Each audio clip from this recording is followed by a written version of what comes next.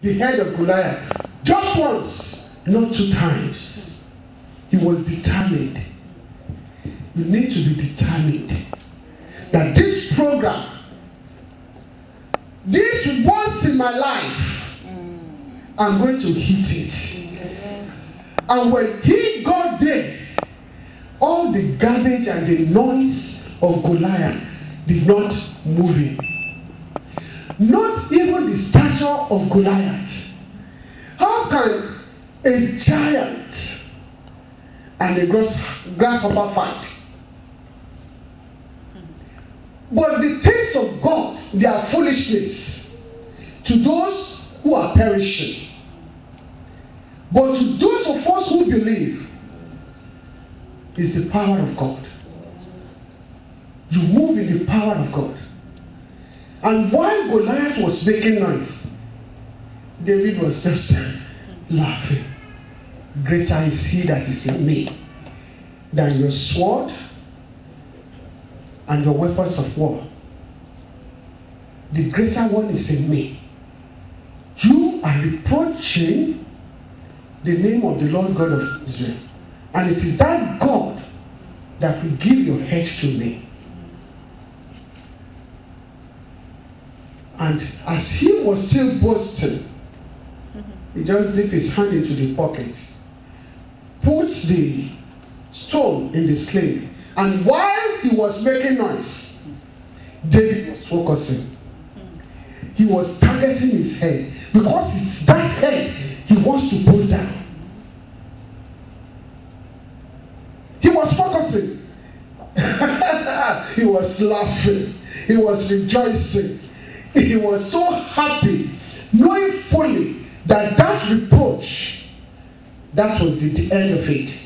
That day marks the end of the reproach in his life. And so shall it be in our lives tonight. Amen. So as soon as he dipped his hand into the pocket, put the stone in the sling, he said, in the name of the Father, Son, and the Holy Spirit, in the name of the Lord God of Israel, you stone, just go straight to his head. He went straight to the head of Goliath. And with his own sword, just like we read on Saturday, right? When Sennacherib, after all his mess, he went back home. And a sword from his own household destroyed him. So he took the sword of the enemy to take his head off. But before he could do that, he was focused. He was never distracted. He went with a purposeful heart that as I'm going, it's time for victory. As I'm going, my coming back will be songs of rejoicing.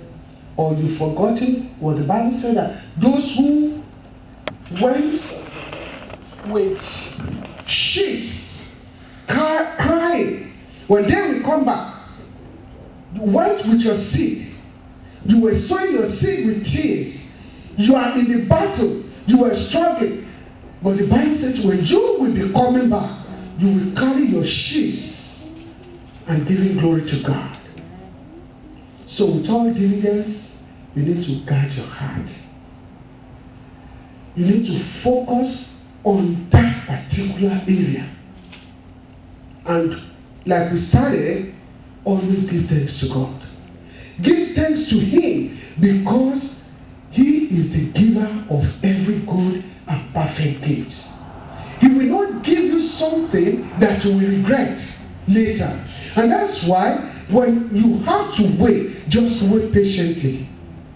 The psalmist says, I waited patiently on the Lord, and He inclined His ears unto me.